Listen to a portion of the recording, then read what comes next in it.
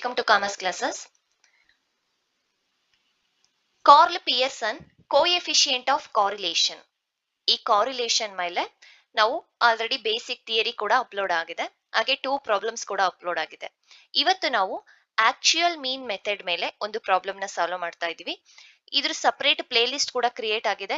ಈ ಚಾಪ್ಟರ್ಸ್ ಗೆ ರಿಲೇಟೆಡ್ ಆಗಿ ಎಲ್ಲಾ ವಿಡಿಯೋಸ್ಗಳು ಕೂಡ ನಿಮ್ಗೆ ಅದರಲ್ಲಿ ಸಿಗುತ್ತೆ. ಆ ಪ್ಲೇ ಲಿಸ್ಟ್ ಒಂದು ಲಿಂಕ್ ಏನಿದೆ ಅದನ್ನ ಕಮೆಂಟ್ ಸೆಕ್ಷನ್ ಅಲ್ಲಿ ಹಾಗೆ ಡಿಸ್ಕ್ರಿಪ್ಷನ್ ಲಿಂಕ್ ಅಲ್ಲಿ ಹಾಕಿರ್ತೀನಿ, ಚೆಕ್ ಮಾಡಿ. ಆಕ್ಚುಯಲ್ ಮೀನ್ ಮೆಥಡ್ ಮೇಲೆ ನಾವು Karl Pearson coefficient of correlation ನ ಕ್ಯಾಲ್ಕುಲೇಷನ್ ಮಾಡಬೇಕು. ಕಾರಿಲೇಷನ್ ಅಂದ್ರೆ ಏನು? ಕಾರಿಲೇಷನ್ ಅಂದ್ರೆ two variables, relationship between two variables ನ ಕೊಟ್ಟಿರ್ತಾರೆ, ಅದರ ನಡುವೆ ಏನೊಂದು ರಿಲೇಶನ್ಶಿಪ್ ಇದೆ ಅದನ್ನ ನಾವು ಫೈಂಡ್ ಔಟ್ ಮಾಡಬೇಕು. ನೆಗೆಟಿವ್ ಇದೆಯೋ ಪಾಸಿಟಿವ್ ಇದೆಯೋ ಅದನ್ನ ನೋಡ್ತಾ ಹೋಗ್ಬೇಕಾಗತ್ತೆ. ಹಾಗೇನೆ ಇದರಲ್ಲಿ ರ್ಯಾಂಕ್ ಕೂಡ ಬರುತ್ತೆ, ಅದನ್ನ ನಾವು ನೆಕ್ಸ್ಟ್ ಕ್ಲಾಸ್ ಅಲ್ಲಿ ನಾವು ಡಿಸ್ಕಸ್ ಮಾಡೋಣ. ಆಕ್ಚುಯಲ್ ಮೀನ್ ಮೆಥಡ್ ಮೇಲೆ ಸಾಲ್ವ್ ಮಾಡ್ತಾ ಇರೋದು. ಏನ್ ಕೊಟ್ಟಿದ್ದಾರೆ ಪ್ರಾಬ್ಲಮ್ ಅಲ್ಲಿ? From the information find the correlation coefficient between advertisement expenses and sales volume. ಒಂದು ಅಡ್ವರ್ಟೈಸ್ಮೆಂಟ್, ಒಂದು ಫರ್ಮ್ದು ಅಡ್ವರ್ಟೈಸ್ಮೆಂಟ್ ಎಕ್ಸ್ಪೆನ್ಸಸ್ ಇದೆ, ಹಾಗೇನೆ ಸೇಲ್ಸ್ ಕೊಟ್ಟಿದ್ದಾರೆ. ಅಡ್ವರ್ಟೈಸ್ಮೆಂಟ್ಗೂ ಸೇಲ್ಸ್ ನಡುವೆ ಏನೊಂದು ರಿಲೇಶನ್ಶಿಪ್ ಇದೆ, ಅಡ್ವರ್ಟೈಸ್ಮೆಂಟ್ ಏನಾದ್ರೂ ಜಾಸ್ತಿ ಆದ್ರೆ ಸೇಲ್ಸ್ ಜಾಸ್ತಿ ಆಗ್ತಾ ಇದೆಯಾ ಅಥವಾ ಕಡಿಮೆ ಆಗ್ತಾ ಇದೆಯಾ ಅನ್ನೋದನ್ನ ನಾವು ಫೈಂಡ್ ಔಟ್ ಮಾಡ್ಬೇಕಾಗುತ್ತೆ. ಸೊ ಫಸ್ಟ್ ಈಗ ಆನ್ಸರ್ ಮಾಡೋಣ. ಇಲ್ಲಿ ಫರ್ಮ್ 1 to 10 ಕೊಟ್ಟಿದ್ದಾರೆ, ಹಾಗೇನೆ ಅಡ್ವರ್ಟೈಸ್ಮೆಂಟ್ ಎಷ್ಟಾಗಿದೆ ಅಂತ ಕೊಟ್ಟಿದ್ದಾರೆ ಇನ್ ಲ್ಯಾಕ್ ಅಲ್ಲಿ, ಹಾಗೆ ಸೇಲ್ಸ್ ವ್ಯಾಲ್ಯೂಮ್ ಎಷ್ಟಿದೆ ಅನ್ನೋದು ಕೂಡ ಕೊಟ್ಟಿದ್ದಾರೆ. Solution: calculation of Karl Pearson coefficient of correlation. ಇದಕ್ಕೆ ಒಂದು ಫಾರ್ಮುಲಾ ಏನ್ ಬರುತ್ತೆ? R equals sigma x y divided by root sigma x square into sigma y square ಬರುತ್ತೆ.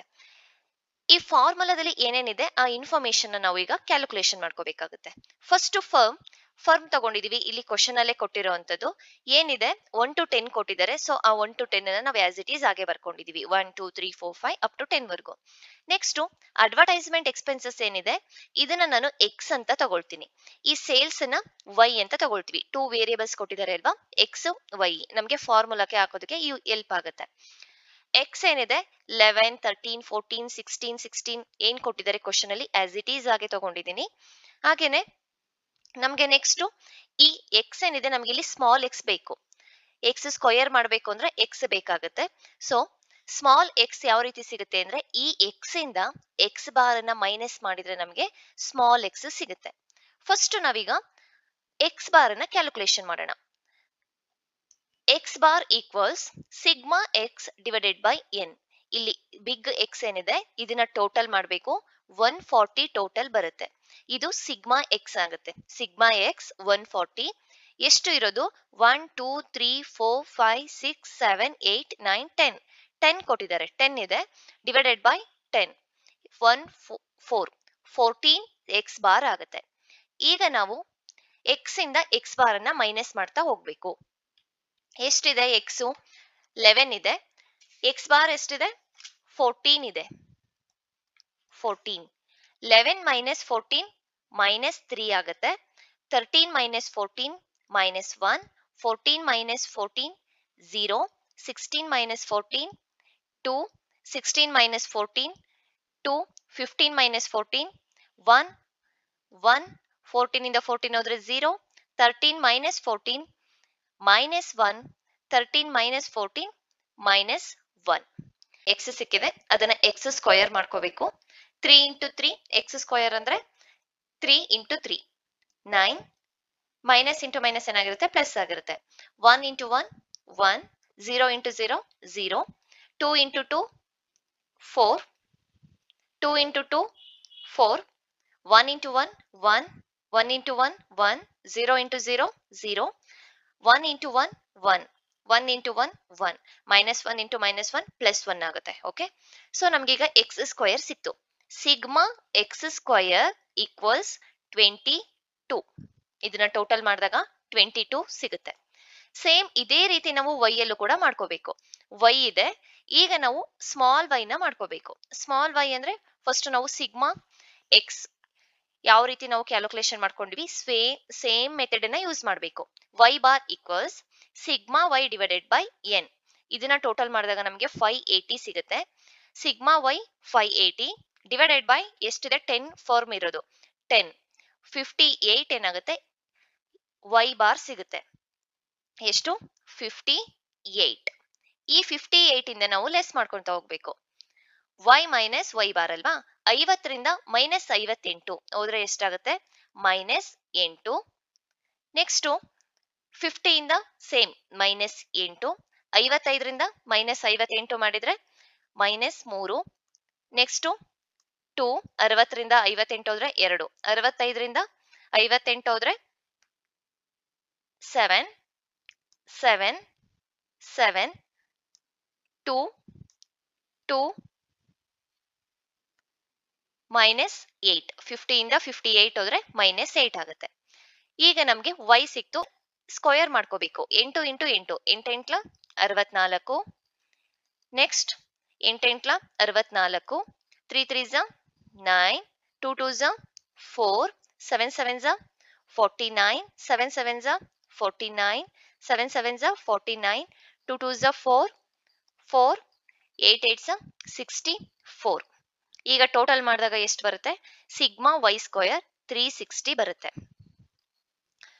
ಈಗ ನಮ್ಗೆ y ಕೂಡ ಸಿಕ್ತು x ಕೂಡ ಸಿಕ್ತು ಈಗ ನಾವು x ಇಂಟು y ನ ಮಾಡಬೇಕು ಈ ಕಾಲಮ್ ಇಂಟು ಈ column minus 3 into minus 8 minus into minus plus 8 into 3 24 next minus 1 into minus 8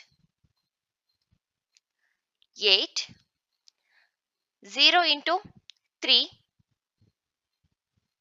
0 next 4 2 into 2 4 14 7 7 0 minus 2 8 ಈ ಮೈನಸ್ 2 ಯಾಕೆ ಬಂತು ಮೈನಸ್ 1 ಇಂಟು 2 ಮೈನಸ್ ಒಂದೇ ಇರೋದು ಮೈನಸ್ ಇಂಟು ಪ್ಲಸ್ ಮೈನಸ್ ಆಗುತ್ತೆ ಮೈನಸ್ 2 ಆಯ್ತು ನಾವು ಇದನ್ನ ಟೋಟಲ್ ಮಾಡಿದಾಗ ಈ ಏನಿದೆ ಟೋಟಲ್ ಅಲ್ಲಿ 2 ನ ಲೆಸ್ ಮಾಡ್ಕೋಬೇಕಾಗುತ್ತೆ 70 ಸಿಗುತ್ತೆ ಯಾವುದು ಸಿಗ್ಮಾ ಎಕ್ಸ್ ವೈ ಈಗ ನಮಗೆ ಸಿಗ್ಮಾ ಎಕ್ಸ್ ವೈ ಸಿಕ್ತು ಸಿಗ್ಮಾ ಎಕ್ಸ್ ವೈ ಸ್ಕ್ವೇರ್ ಸಿಕ್ತು ಸಿಗ್ಮಾ ಎಕ್ಸ್ ಸ್ಕ್ವೇರ್ ಸಿಕ್ತು ಈಗ ಫಾರ್ಮುಲಾಕ್ಕೆ ಅಪ್ಲೈ ಮಾಡೋಣ correlation R equals sigma x y divided by root sigma x square into sigma y square sigma x ಎಷ್ಟಿದೆ ಇಲ್ಲ ಇದೆ ನೋಡಿ 70 ಇದೆ 70 divided by root sigma x square 22 ಇದೆ 22 into sigma y square 360 ಇದೆ 360